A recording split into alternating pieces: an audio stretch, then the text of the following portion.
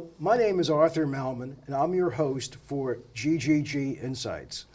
And thank you for joining us for our summer series on the future of East Hampton, its problems, its challenges, its opportunities.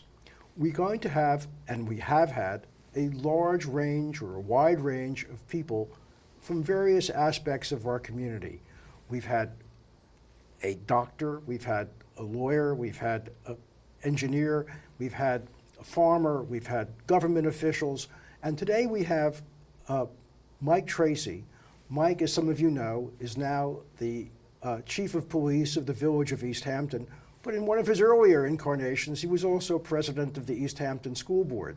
So he has a unique perspective on some of the problems the town is, and the village obviously, is facing, and some of the opportunities we have here. Mike, do you want to just sketch your background real quick for those who may not know you? Yep, I was a young village police officer back in 1984. I went to East Hampton High School here. Oh, you were born here in town? No, I wasn't born. I wasn't born here. I'm a transplant, as they say.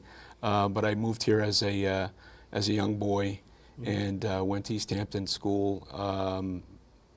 Got married here. My wife, who was born here, and I raised 3 children here who went through the East Hampton schools.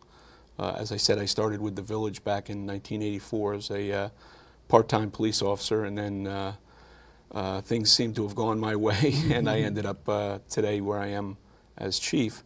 Along the way, I was asked if I would be interested in becoming part of the school board by some friends that were working with the schools at the time, and it was right about the time when my oldest boy was entering the school system, so I thought I'd give it a shot. And I ran for board, I think it was back in 1992, and I got on the board, worked with some wonderful people over the years, a number of principals, a number of superintendents, and a lot of board members. I was on there 18 years, and I met some great folks and learned a lot about how the system works. Well, Mike, you know, it's kind of interesting. I didn't realize it was an 18-year involvement with the schools, but especially now as chief of the East Hampton Village Police, what type of things do you and your role as chief do with the school system? Because I think that, you know, it'd be helpful for us to understand that. Sure. Years ago, there was very little communication between the school systems and law enforcement, and I think that was not just in our area, but in general. What goes on in the schools very often stays in the schools, and it was, I'm going to say it was kind of taboo to talk out of class, or for teachers or principals or the different people that offer different services. Things were just not, they didn't leave the building, and a lot of it was, you know, legal reasons.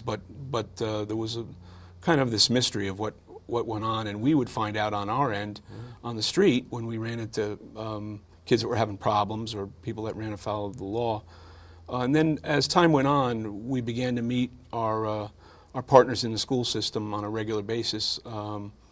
Mike Salo, who is the chief over at the town, was one of the early proponents of getting together with the principals and the superintendents, and we continued that and joined with them. And right now, to this day, we probably have a stronger bond with our schools and a communication system with our schools than we've ever had. Mike, at the high school, for example, which is, I guess, technically in the village? It's in the town. Oh, it's in the town, so it's not in the village, but No. John Marshall is... And the middle school, right. Middle school. Yeah. I know the euphemism now that I've seen is a resource officer. Right. which doesn't sound, you know, it doesn't really give me much interest, much idea of what a resource officer does. Right. Do we have members of the police department who are assigned either by the town or the village to the various schools, and what do they really do? Right now in the village we have one school resource officer, Chris Jack. He is assigned, he goes between the East Hampton Middle School and the John Marshall School. And before him we had a detective who was a DARE officer in the school. A what? A DARE officer. What does that mean? Drug Abuse Resistance Education. Now that's in lower school and middle school. And that program phased out over the years for a variety of different reasons, and the school resource officer model became the new thing. and the officers go to school. They're certified by the state on how they can best interact with the schools. The town also has a robust program with the schools, and a fantastic program at the high school. Well, let me just ask you a question. Resource Right? officer. If I'm a student in the middle school, which you're most familiar with, obviously, from your jurisdiction, does the resource officer wear a police uniform? Or Yes. Okay. Yep. So this is Yep. an identified person Sure. who I see, and over time I get used to seeing. Yep. Yep. And does your do you have, so you have one resource officer now Right. who splits his time between the two schools. Yep. Does he get in? What does he do? I mean, what does he Well, really do? he with his interacts with the principal, the assistant principal, the staff. Obviously, there's a lot of questions from within the schools. excuse me, on different issues, how to handle different issues, whether they be behavioral or otherwise. And our role in there is to kind of guide not only the staff, but also be kind of a presence for the kids too. We offer support and we offer guidance, and we build trust, I think, within the faculty and staff, and it makes our officers more approachable, more as regular people than just somebody to either to fear for whatever reason. Do your officers or Mike Sorrows, who are resource officers in the school, have guns? Sure. Okay. Yeah. They're also a resource for us in terms of what's going on in schools.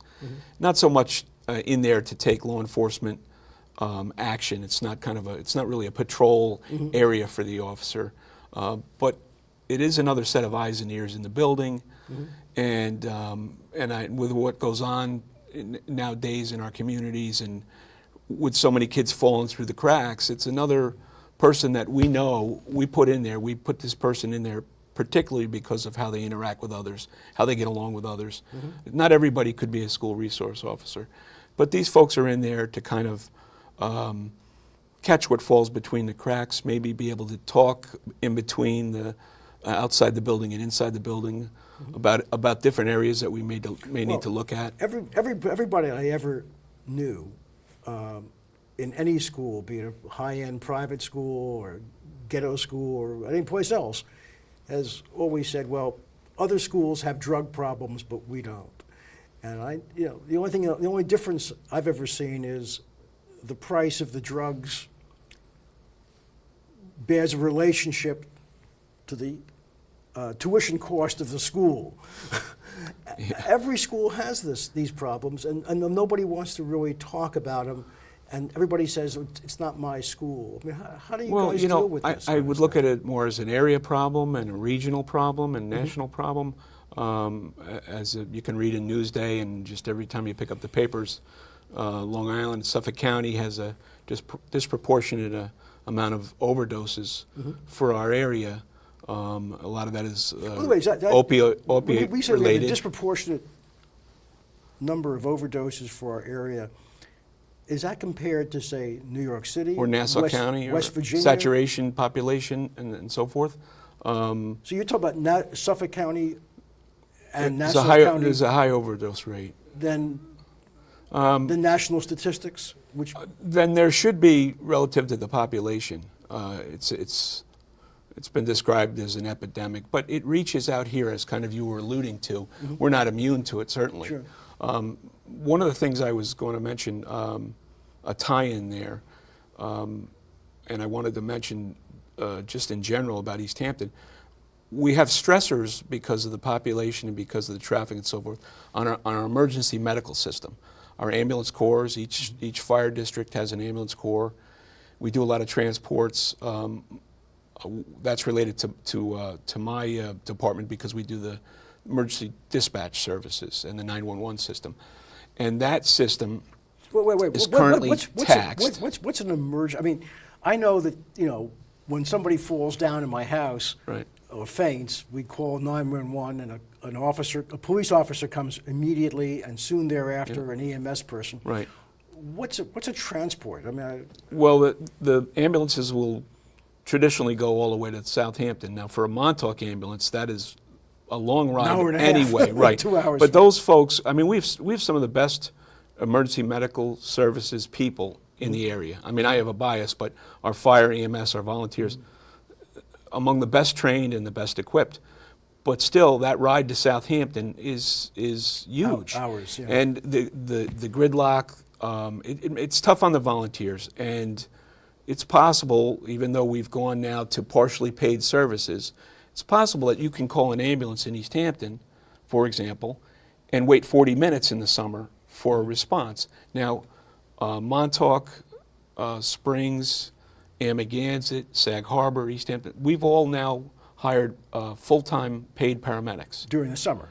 No, year-round. Oh, really? Okay. You know, and we have a lot of part-time paramedics also.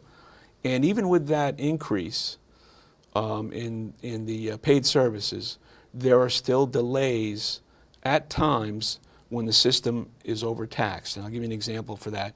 East Hampton, which has two full-time East Hampton Fire District, Okay. for example, has 2 paid and 13 part-time paramedics. Mm-hmm. It has 3 ambulances. Sometimes one is out of service, but you get 1 car accident which involves multiple patients and 2 ambulances, and that car accident causes those ambulances and that paramedic that's on duty to leave the district. Mm-hmm. And then right on top of that, you have somebody that falls and breaks their leg. Mm-hmm. And the call for an ambulance goes out, and what ends up happening is that call gets mutual aided over the radio to the next neighboring Sag district. Harbor or Montauk or something. Well, there's times when, yes, the person in Springs or the adjoining district or their ambulance is also out of the district. And now it goes to a 3rd district and so forth. And so those are called mutual aids. But there are times when there's up to a 40-minute delay in response. So that's something that everyone needs to be aware of, and that's why it's so important for us to support our emergency medical and our volunteer fire services. They always need members. They always need more people. But how does the police department, for example, does that also get involved in transporting people? We don't transport, no, but something that's unique in Suffolk County that, for example, you won't see in New York City. We're part of the emergency medical system out here in that when someone is having a heart attack or someone falls or someone is in a medical crisis, the police are dispatched to that call. Yeah, they usually come there first. I mean, Right. I've had somebody faint in Right. the house. And I know part how of their fast it training and part of their job out here and in Suffolk County is providing medical assistance. A lot of our officers are emergency medical technicians. They all have CPR training. That you don't get that everywhere else. You don't get that in the city. But we're fortunate enough out here to have it. So that's part of the system, and that's where our paramedic programs have come in and really helped us out a great deal. I mean, you get an officer at the scene of something in the middle of the night, and he's providing medical care. The ambulance is somehow delayed, and seeing that paramedic come is a really, it's a great thing. But Mike, let me ask you this. I mean, there are people here in town who are of modest means, but there are people who are phenomenally wealthy. On the other hand, when the wealthy guy or the modest guy is in the ambulance, it still takes them an hour and a half to get to Southampton Hospital. It's the great equalizer. It's a great equalizer. Yeah, And, yeah. you know, it just boggles my mind. I mean, I know we have some of the urgent care, Dr. Dempsey and others have some of the Sure. urgent care Sure. facilities, but for the most part, those aren't open at night.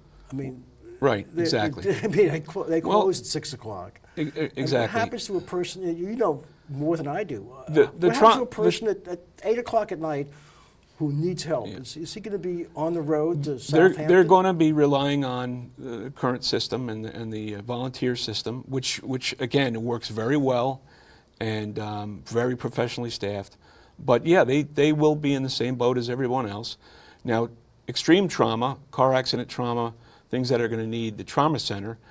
We have the Suffolk County Police helicopter that is out here very often, and that transports to Stony Brook, but does not fly in inclement weather. Yeah, So that raises another issue, and that is the distance we have between ourselves and a trauma center. And back on the CMS topic, we're talking right now, and I went briefly through some of the Hamlet study reports, and parking and traffic is mentioned by everybody, and True. affordable housing is mentioned, which is something else that I would like to touch on if we have a chance. But our distance from a trauma center is extreme.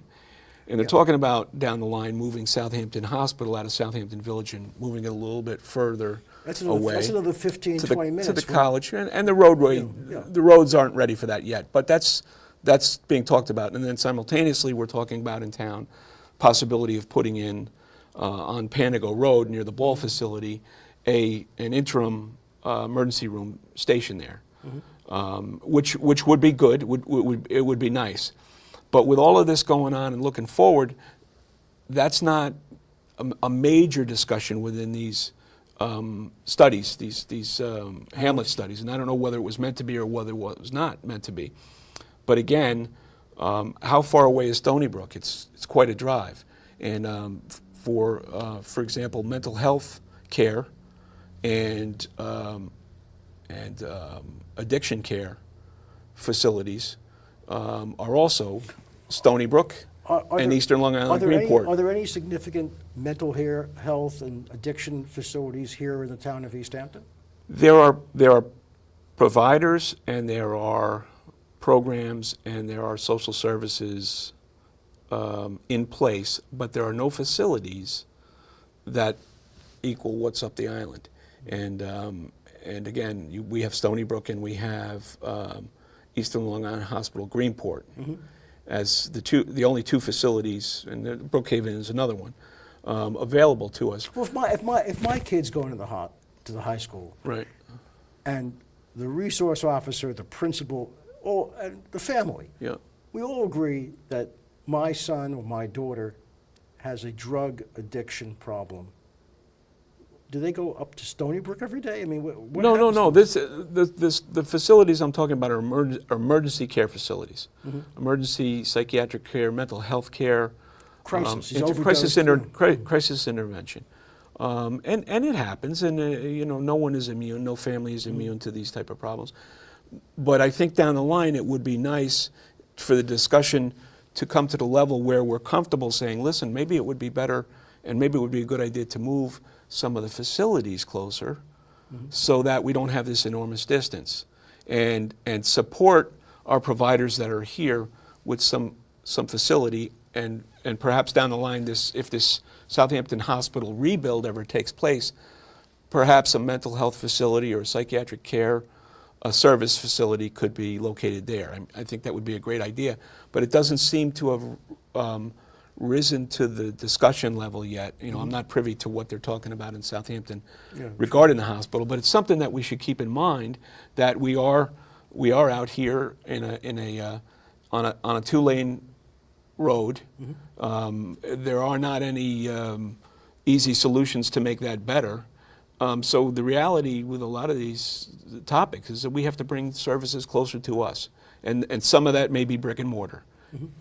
Well, I know, isn't there some discussion now about putting some kind of a medical facility around the town hall area? Yeah, Panago, Panago right? area? That's what I was referring to, right? Yeah. They're looking at putting an emergency facility there. It would have limited beds, for example, but Sure. It would be certainly a big benefit to us out here, without a doubt. It would be a very big step in the right direction. And this is going to be open. This be open 24/7. I would assume it would be if it's an emergency facility, and some of our ambulances. I think everyone is hoping some of our ambulances would take patients there in lieu of taking them all the way to Southampton.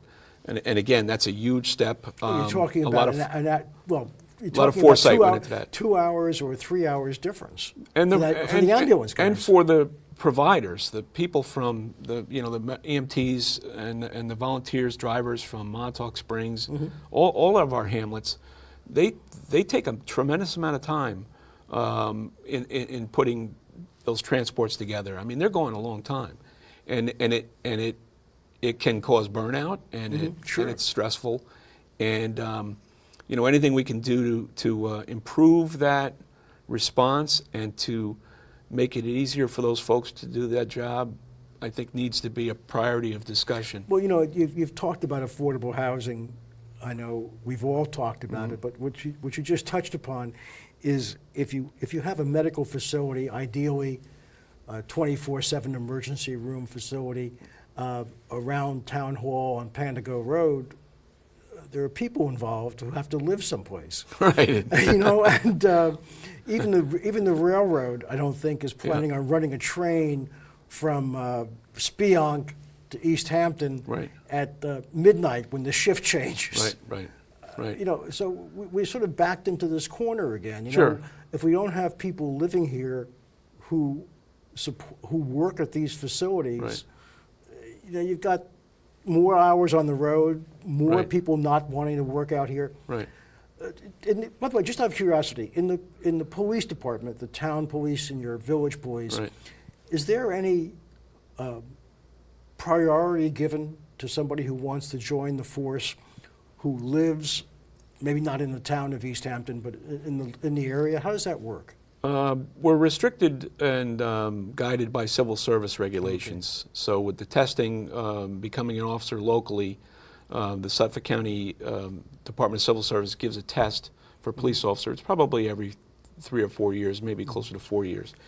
And off that list, you do have a local list. There's a town list. There used to be a village list and a town. Now there's just a town list. So folks that live in the town of East Hampton are scored against other. Now they're on the county list, Yeah. but you've got 17, 18,000 people that take that test. So to get the county's top of the county's list, you're looking at a 100, 105 score and so forth. But you may be at top of a local list with a lower score, say a 95 or so. So if you score 105 and you live in Spionk, Right, and I live in the town of East Hampton and I Right. score 95, right, do you, as the police chief, either the town or the village, right. We call for a local list. okay, you call Yeah. for a local list, And I don't get the 16,000 other people Yeah. on my list. I get the list of people that are residents of East Hampton Town, and they are given to me in a score range. And that's what we're able to begin the process of screening from. And then there's a whole series of tests that goes beyond that. but so that's, I mean, I get, I mean, It does give preference test-wise, but I think what we're leading to is the fact that they may be able to get work out here, but not have a place to live. That's the And, problem. I mean, you and, know, at the yeah. at the airport, Sure. we have 4 or 5 controllers at Yeah. the tower in the summer, Yeah. and you know, these are really substantial people who've got years of training, Yeah. and you know, one guy is living in grandma's Yeah. bedroom without his family. I mean, Yeah. it's just crazy stuff. I Yeah. mean, you know, you can't get people. Well, we to have work that. out We here. have that aspect of the housing problem, which is bringing more people into work. And at the same time, what about the kids that are growing up here, that and whether they go away to college and come back, or whether they stay here and go into local vocational training or remain here, they're still faced with the challenge of affordability or lack of affordability. You know, most of the young people I went to high school with here, regardless of what they're doing for occupations now, didn't go away and go to school and then come back and move into town, unless they're among the few that have gone away and are back here with a second home. It's just not happening. So I think that, you know, it's a dual-edged You know, thing. it seems to me that when all is said and done, sure, some of the second homeowners are registered to vote out here, but ultimately, the great preponderance of people who vote in the elections out here live out here 12 months a year, Right. and some of them have lived out here for generations. Some of them have moved in. Yeah. But there's been no effort by the people who live out here, the full-time residents that I've seen, to really fight to get housing that their kids can afford to live in. I mean, it's just crazy. Well, it's I don't think it's going away. The problem, you know, there is there are other infrastructure problems that exist at the same time. Sure. In East Hampton, you know, I mean, the housing is one. Bringing our kids back here before we need to turn our houses over to them and move elsewhere. Sure. But I'll just throw this out at you again. On the infrastructure end, we live in a community with a diverse population and tremendous wealth, and we have a substandard cell phone system, Oh, which tell me about it. which when is spoken about is spoken about half jokingly, but there is no light at the end of the tunnel when it comes to upgrading our systems, and yet we have enormous parts of the town of East Hampton where you can't talk on the cell phone. No. Mike, at 10:30 this morning, I was working on a document, and I was talking to somebody on the telephone. And the first thing that happened was I couldn't access my computer anymore. So I was talking to her and saying, I can't access my computer because my cell phone, my internet service is deteriorating. Right. The next thing I knew, I wasn't talking to her. Because on my landline, Right. I couldn't talk to her because my internet service Yeah. has gone kaput. Yeah.